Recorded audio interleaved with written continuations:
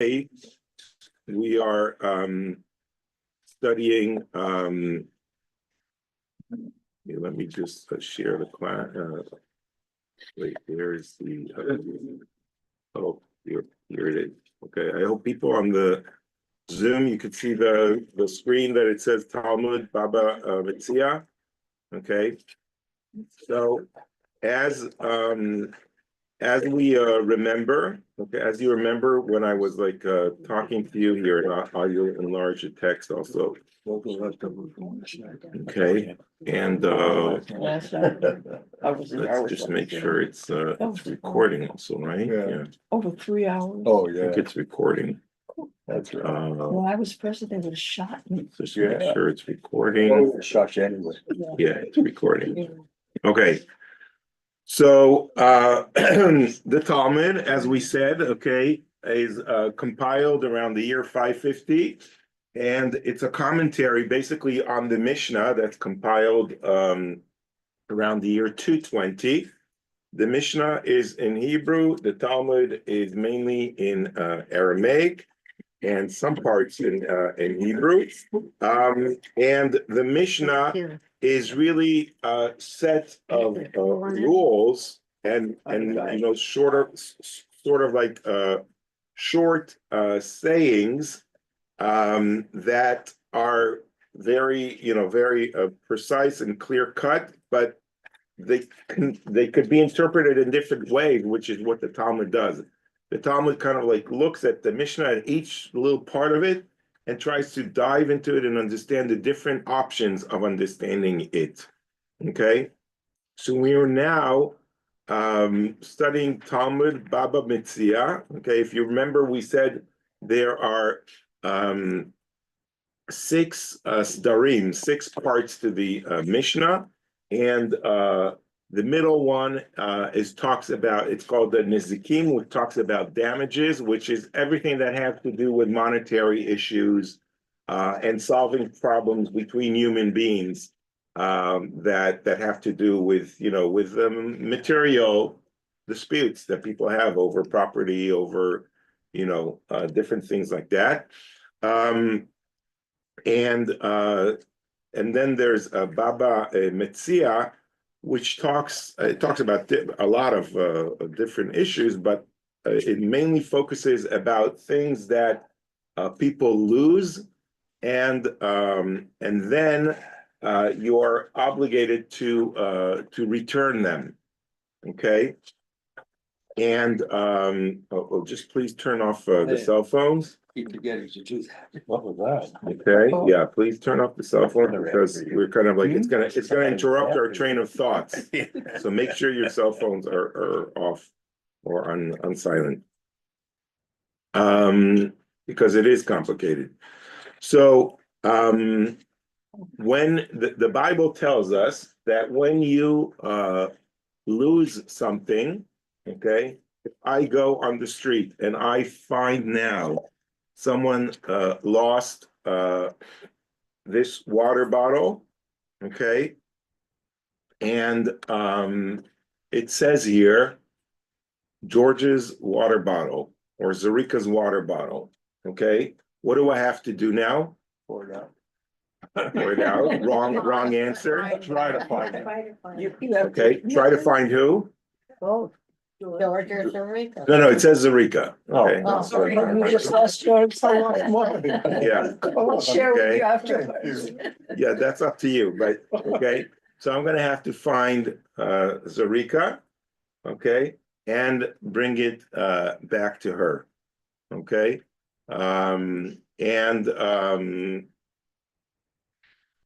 Okay. So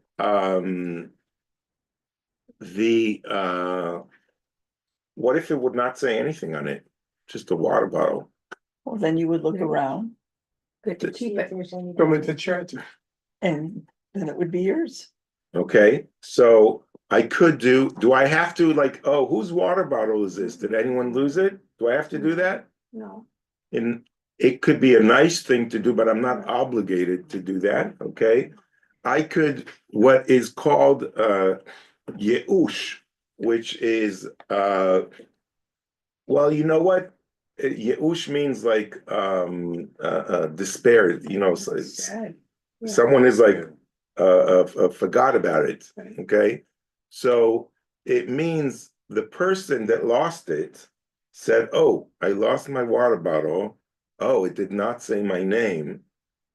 It's just a generic water bottles, and there are hundreds of water bottles like this. Okay. So forget about it."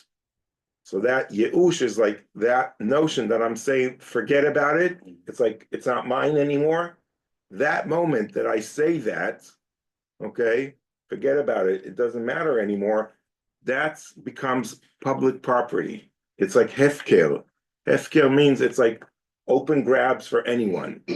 That process is thought by the Talmud and the Mishnah, okay, is the reason I could just take the water bottle and take it away. However, if it's marked and it has someone's name on it, it belongs to someone, okay? And I need to look for that person. Now I'm obligated, I'm not obligated, let's say Zarika lives in a different city, okay? There's a limit to how much I would go and do that, okay? But there's still some guidelines, there's like supposed to be a public area where which usually like the market where I would bring it. So I would bring it on a first Monday and maybe on another Thursday.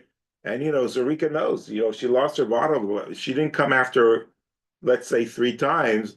That's it. It's mine. Okay. So there's like a whole process as to that. Yeah. How do you know that she has, I mean, you as the finder, and you say that she has let it go? How do you know that? Well, it's an assumption I make in my mind. Oh, If she would have really cared about that water bottle, she would have written not just her name, she would have written her phone number, her address where she lives, Yeah. okay? And would maybe even write, I'm gonna give $100 to the person who returns this water bottle to me. She didn't do any of that. She didn't write her name. She didn't like, I'm like, I see her walking, down the road. I could yell out to her, is this your bottle? Or, if she doesn't care, right? Because you take care of your property, right? I would assume you would take care of your property in a proper way, right? When our kids go to summer camp, we make sure they mark everything, right? Yeah. And I try to explain that to my daughter when she went to camp of mine. She said, no one's going to take my stuff. And of course, half the stuff did not come back. Right. But imagine this was like 200 years ago, and it wasn't that, it wasn't like $3 per t-shirt, right? That you go to all these shops, you order all these things from China. So it's like clothes are so cheap today. But when a shirt, when you had one shirt or something like that, you would really want to mark it. You want to make sure that it has, Well, what if it's something of real value? what? Maybe it's a gold bracelet. Now, here, in the States, what we do then, generally, you can either take it to the police station and, tell them that you found a bracelet. If somebody calls, here's my telephone number to call, and then you discuss whether it's the one with diamonds, the one with rubies, Yeah, well, that now you're going into something which is also discussed in Bava Metzia, which is like signs.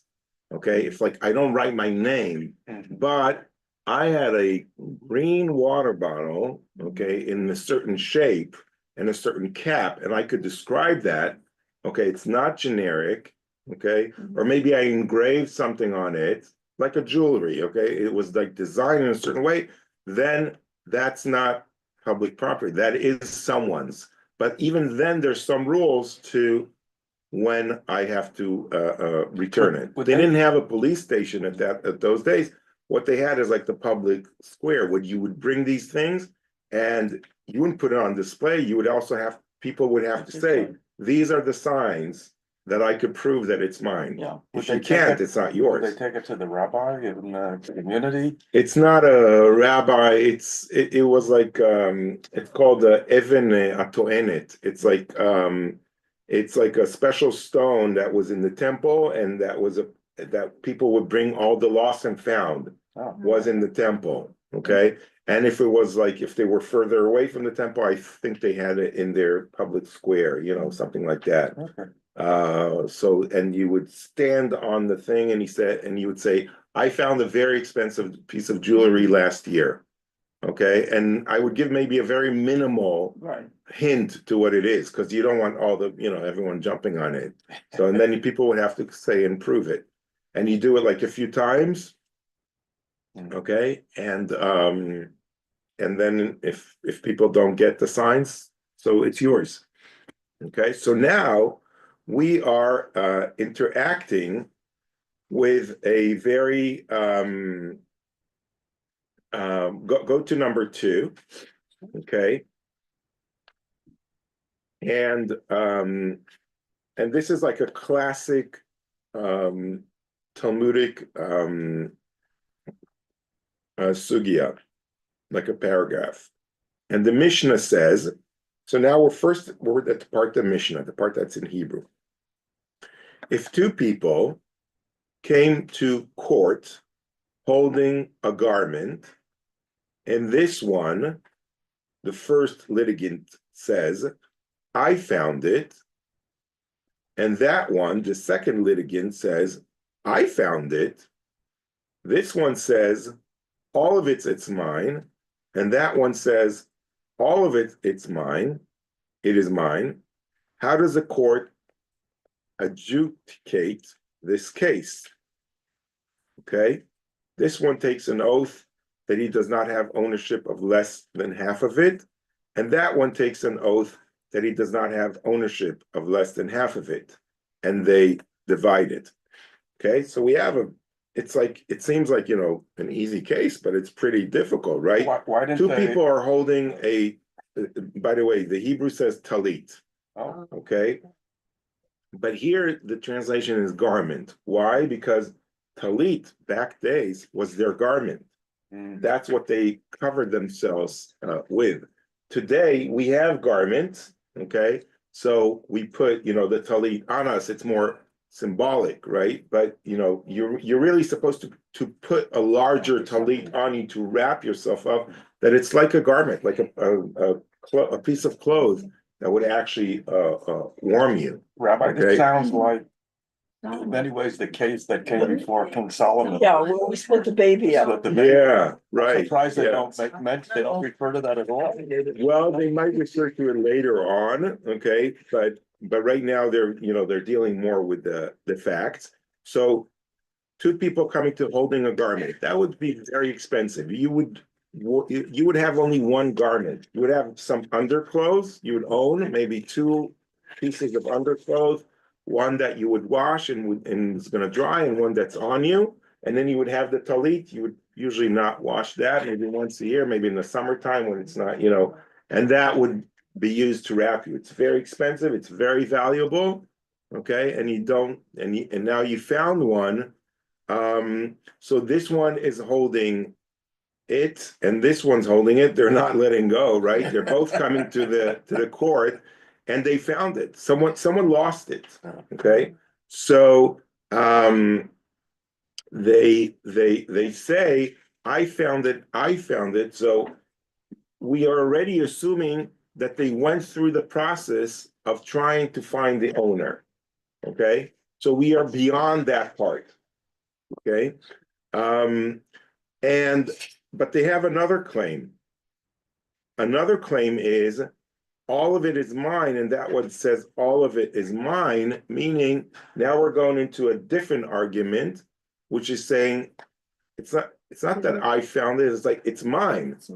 Okay, it's mine, and the other one says it is mine.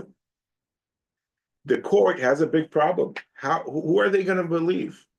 It doesn't say my name on it. It doesn't say his name on it. Like all the things that we could say that will, we need to trust kind of like the text here, that they've went through all the options of there's no way to identify the original owner. Use a lie detector. Why? Use a lie detector. Yeah. So the lie detector is exactly the oath. Okay.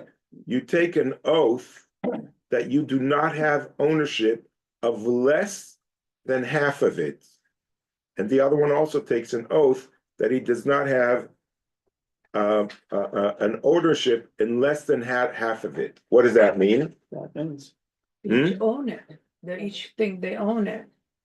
Yeah, because sometimes you have mutual ownership, Right. okay? It's very expensive. Partnership. It's a talit could be very expensive, and let's say they each have a talit, and now they're gonna share one for the days that, maybe like I'll wash mine today, you'll wash one, it's like somehow we'll share it, okay? And if you do not have less than half of it, okay, then it's not really yours. So you need to make an oath. I have at least 50% in this, okay? And now what does the oath come to do here? That is the ancient lie detector. You do not make an oath for vain, okay? And I think that's actually really beautiful because you kind of like see today we say words like all the time we don't mean them, right? It's like, oh, I'll do that. Yeah, sure. It's like I'll do that, or oh, I swear I didn't do that, but everyone knows like we did that, right? We use words like it's so easy. It's like it means nothing. But back then, when you would make an oath, okay, you would put your hand, on the Bible or whatever, like in the form that it was, and you would make an oath. Everyone would believe you because you would never want to say, God's name in vain. It would be like the worst thing you would do. Okay, in Israel, when I was growing up, you had this expression, Tishava be'Elohim, like swear in the name of God. Okay, so that means like you were serious, but because we also knew, like not everyone, so he would say Tishava be'Abba shelcha or Tishava be'Ima shelcha, which means, okay, swear in the name of your father or your mother. Okay, that means it's really serious because if I'm gonna say, okay, I swear this is mine in the name of, actually my mother's here on the on the Zoom, okay, and I'm lying, like how do I, it's like I'm risking it. Okay, this is like, God forbid something would happen to them afterwards. It was like, wow, that's like, it's like then you would know someone would really be honest that it's theirs. You wouldn't lie about that. Would the court take into consideration people's reputation? Absolutely, that's a very good question. This Mishnah and these oaths apply to a certain category of people. And those are sort of like the people who follow the rules of the rabbis. But if you're someone from a different stream or something like that, you're not really trustworthy. And also, and you have to be Jewish. Okay, like they wouldn't trust. Like, they had a lot of an animosity between Jews and non-Jews, so they wouldn't accept the oath of someone who's not Jewish. Rabbi, like I try to make a picture how they found this kind of thing. I think word found is not correct. I think because if like one person found something, so he goes and he grabs. So if one took it, so how another one took it? So maybe picture is that they walk on the street and both that they found. So each of them, they grabbed one piece here, this from there. This is like Solomon, he was discussing, like which child it is. So it means if they would say two people came with holding one talit Right. from different, it's not like I found, no, you found. No, They they're holding. both found. It says But not found. two people holding a garment. They're They both both holding a hold- garment. yeah, This right is there. what it says. Okay. Thank you very much. So now So, I understand picture. I couldn't understand picture. Do they have Okay. it with them? They were holding the same guy. Now it continues. Okay, it goes a little bit more complicated. If this one now number 3, okay, if this one says all of it is mine, and that one says half of it is mine, since they both agree that half of the clock, the garment, Yes. belongs to one of them, the conflict between them is only about the other half. Okay, so now it's like, this is like getting a little bit into accounting, okay? Because I'm saying 100% of mine, and the other person is saying 50%. It's not all mine, but 50% of it is mine. But they both agree that at least half of it belongs to one of them, okay? So the dispute now is really only about the additional 50%, Right. right? You're following? Yeah. Yeah, this is. Okay, and therefore the one who says all of it is mine takes an oath that he does not have ownership of less than 3 parts, i.e., okay, 3/4 of it. And the one who says half of it is mine takes an oath that he does not have ownership of less than 1/4 of it. And this one takes 3 parts and that one takes 1/4. Okay, so the court has no way of knowing, does he own 100% or does he own 50%? Because there's no 150% of the garment. It's only 100%. So the person who's saying 100% of it is mine, the way the court has decided to divide it is like, okay, can you take an oath that at least 75% is yours?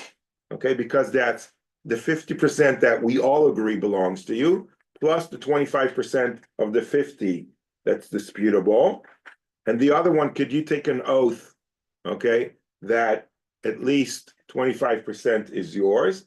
So, because that's the dispute is on the remaining 50%, and that's how we will divide it, okay? 100% of a garment, 50% is not disputable. Because the second guy says, I only own 50%. So the first guy takes the 50%. Okay, but we're still at dispute about the remainder 50%, right? So we're going to divide it into 2, but they have to make an oath that they own at least that. Okay. Rabbi, So they're just losing 25%. The court is trying to balance it. Yeah. was this a real problem or was That's a very good was it question. trying to make a point? I think that's a very good question. And I think they are trying to, I mean, the people who are analyzing the Mishnah are saying, it could be about everything. It could be, about we're holding a laptop. I'm holding it and you're holding it. Okay. I'm holding a piece of jewelry. It could be a lot of things. So this comes to tell us the principle of how we will divide up things. It's not so much, but the way they do it, you could write a law in a very clear way, or you could tell it sort of like through a story. If you tell it through a story like this, then you could, it's like what Sophia said, she could visualize it. I could visualize it, and then I could if it would be written in a dry law, when someone loses something, and you need to divide it, then you have to count. It's like, this is much more alive, right? You can imagine it when you're teaching it to children, when you're teaching it, you always have that image in you, and then you can apply it in other areas of life. So that's a very good question. And this is really the style of the Mishnah and everything. Yeah. I actually was thinking about it. I think it's very clever. In the society at the time, a talit is very important. It's an item of value. So you're fighting over an item of value. If you just remove the word for our society and said an item of value. Now imagine there's a wagon, which would be at the time filled with hay that's just been abandoned there, or filled with grain, or filled with fruit. And 2 people go and say, this is mine, and this one goes, this is mine. And now you can actually say, well, you get half the grain, and because you agreed half is yours, and this is how we're going to divide the rest because there's no ownership. I think it's very cleverly done when you think about the language of the time and what is valued at the time. Yeah. And Clever. and you're absolutely right. By the way, the example of the fruit is going to come up in the later on. We'll see that if we continue studying this. And then you have to also take into the fact that the fruit could get rotten. So you have like the timeline is more, you're more pressed on the timeline. Okay. So now the Mishnah continues, okay, on page 2. Number 4. Okay. And now they're saying, if two people were sitting in a riding position on the back of an animal, a donkey or a camel, or one was sitting in a riding position on the animal and one was leading it by its halter, and this one says, all of it is mine, and that one says, all of it is mine. How does the court adjudicate this case? This one takes an oath that he does not have ownership of less than half of it, and that one takes an oath that he does not have ownership of less than half of it, and they divide it. Okay, so now they are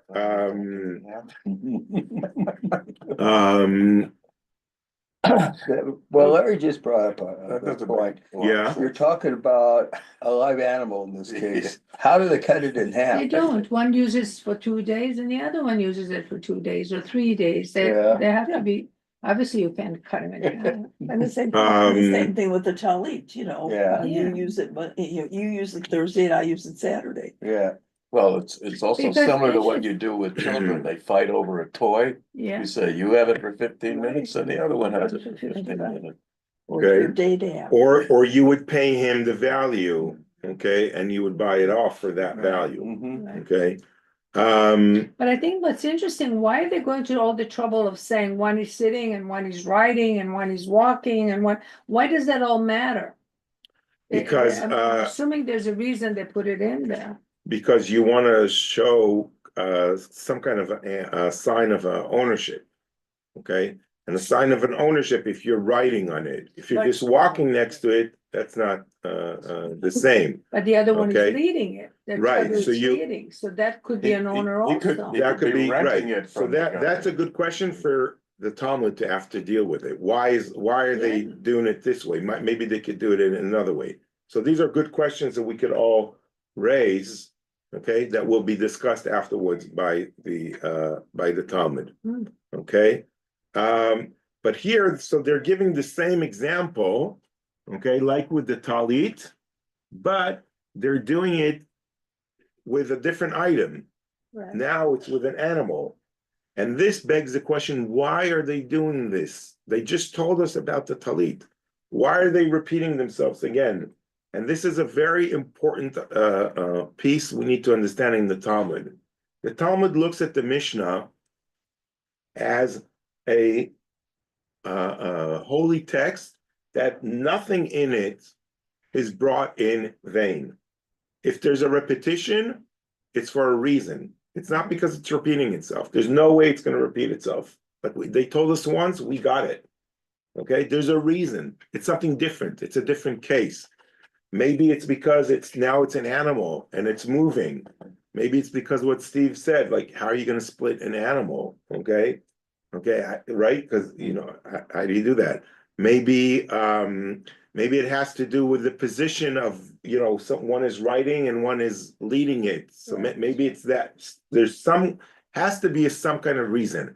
If I'm just an innocent reader, I would say, okay, they're just trying to strengthen their case. They're repeating it, so I understand it better. So I can understand, like what Larry said, oh, does it just apply to a garment? No, it also applies to animals. Same principle. That's my logic way of thinking. That's not the way of the Talmud thinking. The Talmud is always going to say, the reason this is brought up again is because it's something like similar, but totally different, or on the border of being similar, but we'll find out more later on. Why is it different? Okay.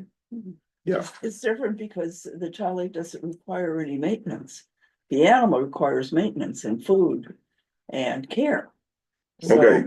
So now you're bringing a very important point that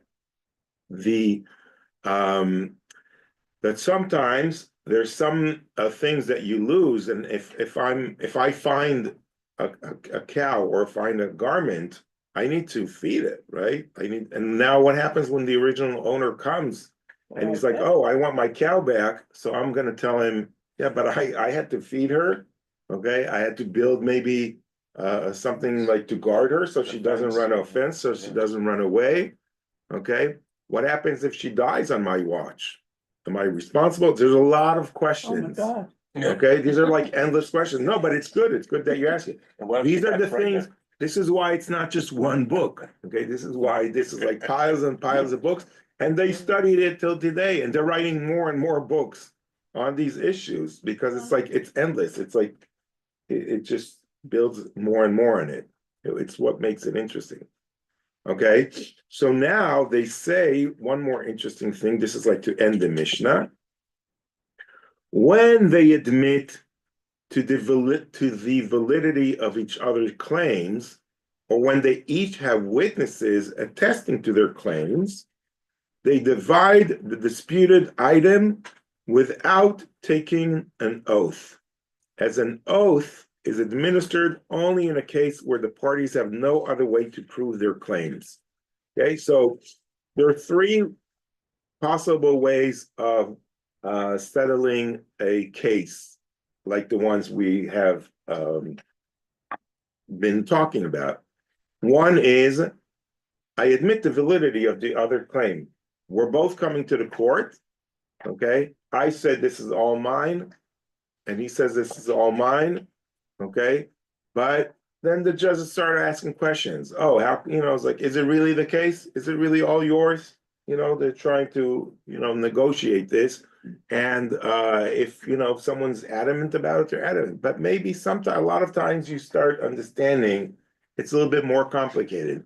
Well, it is all mine, but the other day I needed some cash, and and he said, oh, if you give me 50% of your garment, I'll give you the cash. And I said, whatever. And I didn't really, so you start talking to people and you start understanding there's a little bit more than that, right?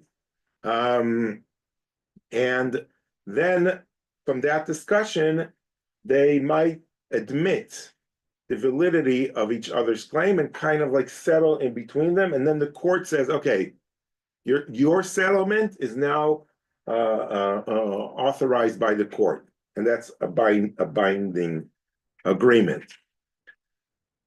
The other way could be is that they have witnesses. Okay, it's like for any court argument. I have a witness, and they could say, "Yeah, this is his garment." The witnesses will say, "He always had that garment." It's like we don't know who this guy is even.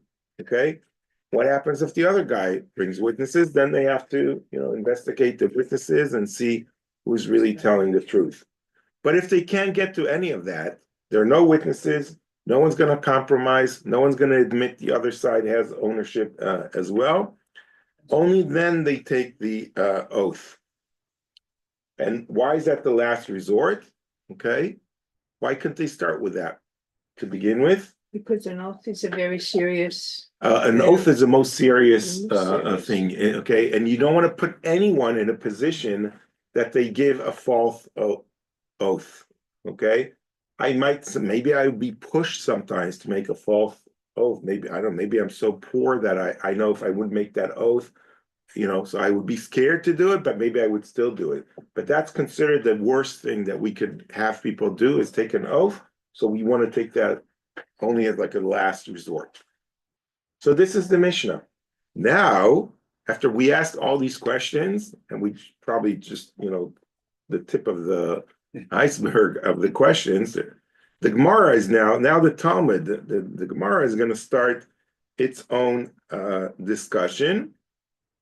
Okay, and the first question they're asking is about the language. The Gemara asked, number 6, at the bottom of page 2, why do I need the Tana? The Tana is the rabbi in the Mishnah, to teach 2 separate claims made by each party. Why does the Tana say both? This one says, I found it, and that one says, I found it. And in addition, this one says, all of it is mine, and that one says, all of it is mine. Let the Tana, the rabbi, teach one case. Okay, so before we look at the answer, okay, go back to page 1.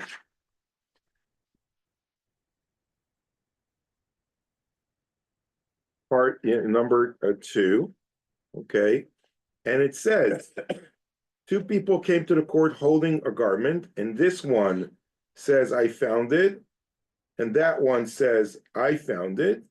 This one says, all of it is mine, and this one says, all of it is mine. Okay, so the Talmud looks at the Mishnah in a different way that we did it. They're saying it's the same talit and it's the same argument. The argument is like, it's all mine. Okay.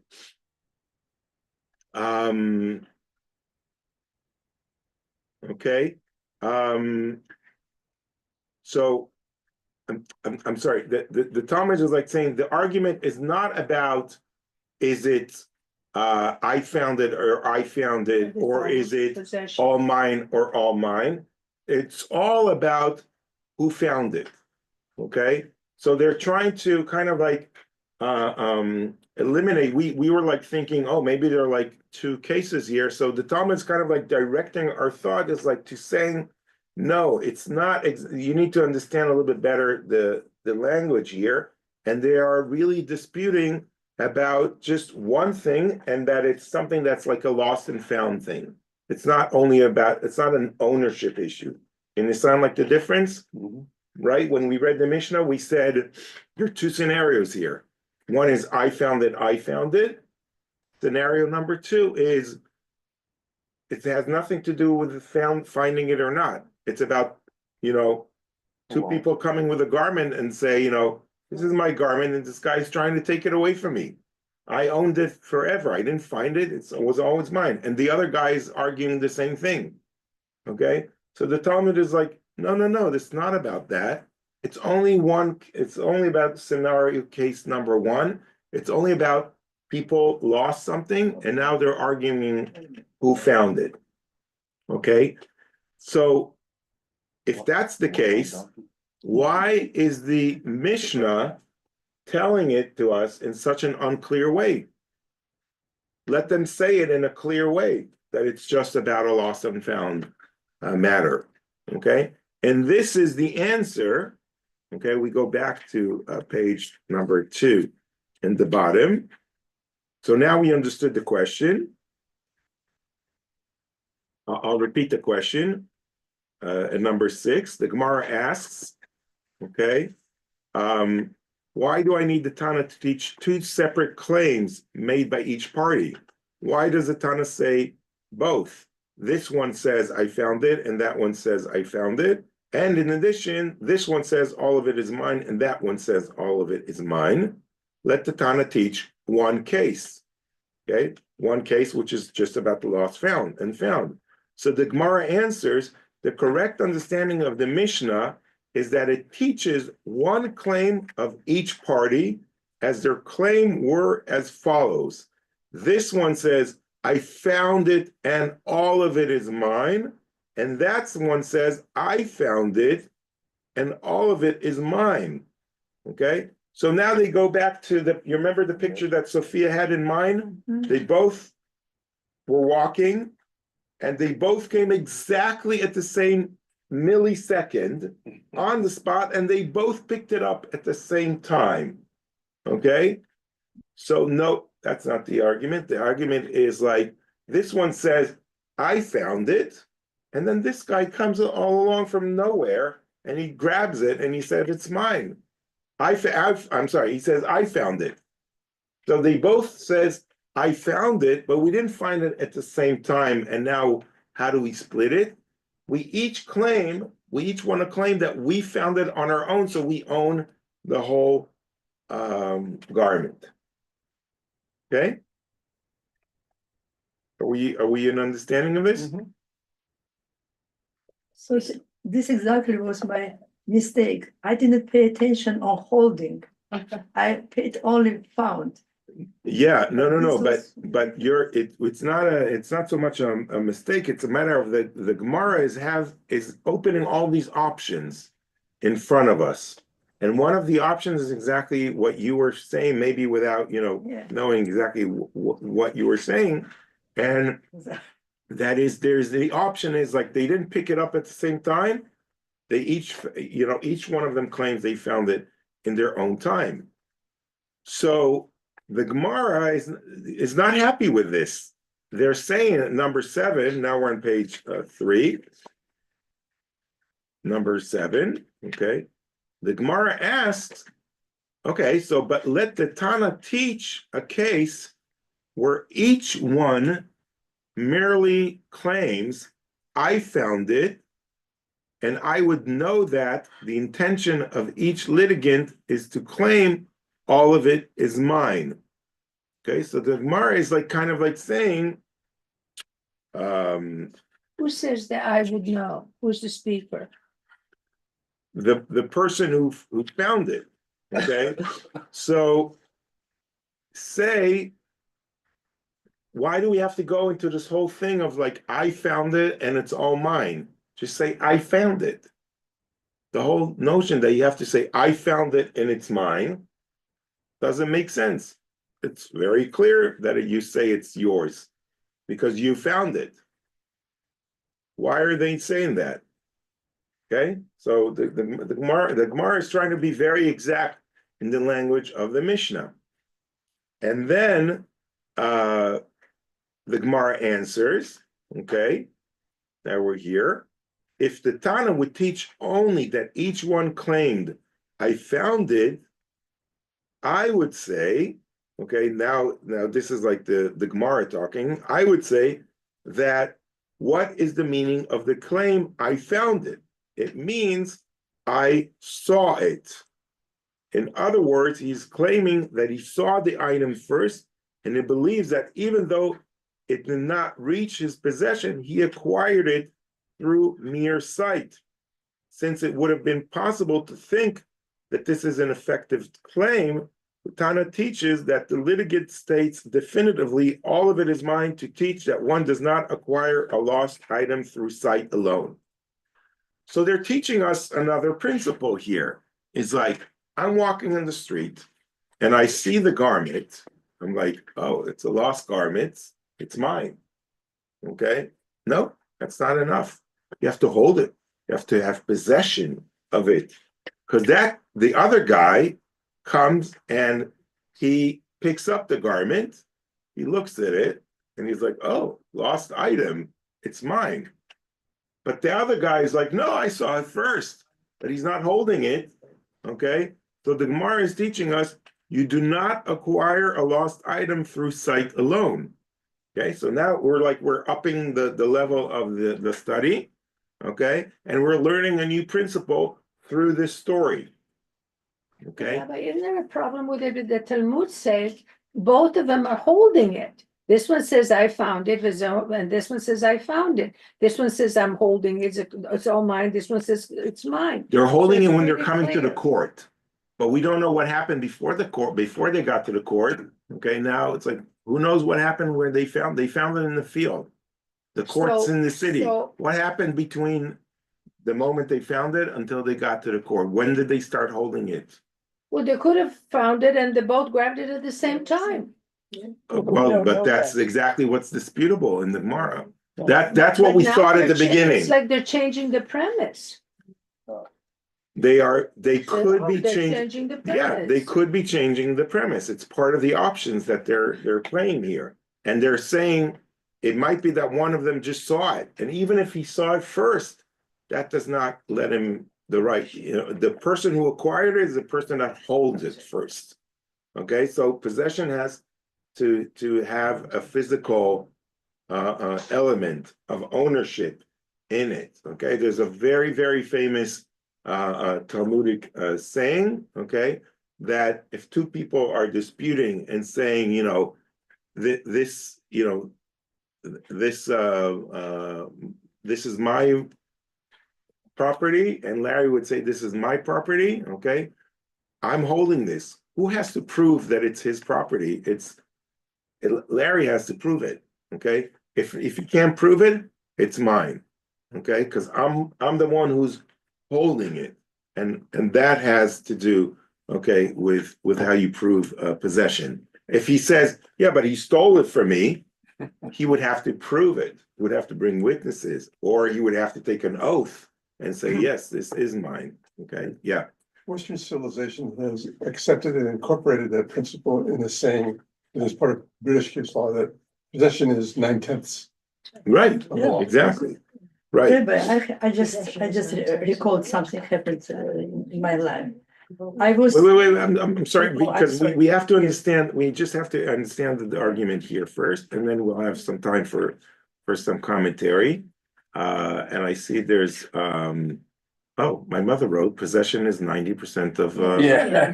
there you go. No good. Great minds. Yeah, great minds think I alike. think everybody in the Okay. room was thinking, they have to watch yeah. Perry Mason. So, but let's just go again, just to understand the argument, okay? It says, let the Tana teach a case where each one merely claims I found it, and then we would know that the intention of each litigant is to claim all of it is mine. And the Gemara answers, if the Tana would teach only that, teach only that each one claimed I found it, I would say, what is the meaning of the claim I found it? Maybe, okay, and this is like the important found. Maybe when I say I found it, maybe I mean I saw it first. Okay, in other words, he's claiming that he saw the item first, and he believes that even though it did not reach his possession, he acquired it through mere sight. So maybe there is room for why do we have to go with this thing that 90% is possession? Okay, let's be honest about it. It could be something else. We decided in a very arbitrary way that that's why, you know. But maybe Larry is correct. Maybe it is really his. Maybe there could be a different way he could prove it. Maybe he could prove I saw it first. Maybe, you know, maybe it could be other ways. So they're trying to eliminate other ways of things that we take for granted. The Gemara, the Talmud always likes to undermine the basic assumptions that we make in life. They want no, think a little bit harder about that. When you say something, can you back it up? And can you have proof for that? So maybe just mere sight of something would give me a possession? No. Okay, there's like, no, we want to teach you this principle exactly to that. Sight alone does not let you acquire an item. Yes. Rabbi, you found it in my field. What? You found it in my field. I own that field. Right. So that would be. So That's that would mine. be. Yeah. So that would be another argument to say Well, you that. could have also Okay. two people out walking and they both see something at the same time. The You know, faster what, runner one wins. runs to grab it, does he have any more right to it than the one who was with who came in second? That's it. Yeah. So That's you it. know, and who says that just because one had more accessibility to it should get it first? Maybe it should be the one who saw it first. It's interesting, Oh, God, right? it's not easy. So now number 8, okay, says the Gemara challenges this explanation. But how can you say that what the term I found it means is actually I saw it, but didn't Rabbenai, okay, Ravnai, who was the name of the rabbi, say in interpreting the verse, okay, and so shall you do with every lost item of your brother's, which he has lost, and you have found it. That, and you have found it, indicates that it came into his possession. The term find in the Torah refers exclusively to a situation where the item is in the possession of the finder. Okay, so now they're bringing they're making it a little bit more complicated. Okay, because they're trying to say to us, maybe when I say I found something, it actually means I saw it.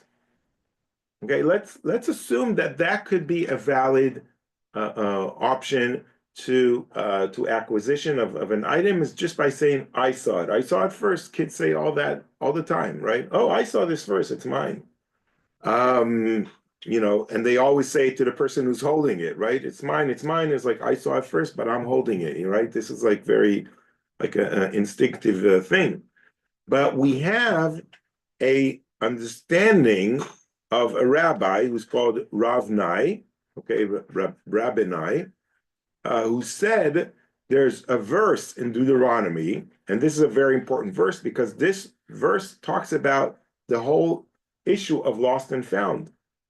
Okay, and the verse says, and so shall you do with every lost item of your brother's, which he has lost, and you have found it. Okay, and this is really the grounds for this whole set of rules about lost and found is this verse in the Bible. The Bible only has one little verse about it, and you know, and the Mishnah builds a whole set of rules. What if they? But we need to understand this. So when the Bible says, "You shall do with every lost item of your brothers, which he has lost and you have found it." What does found it mean? Maybe found it means by sight.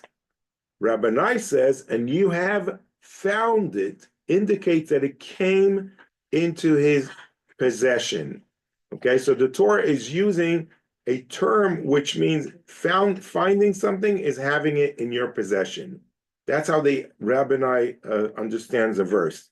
The term find in the Torah refers exclusively to a situation where the item is in the possession of the finder. Now they're going to be arguing exactly about that on page 4. Okay.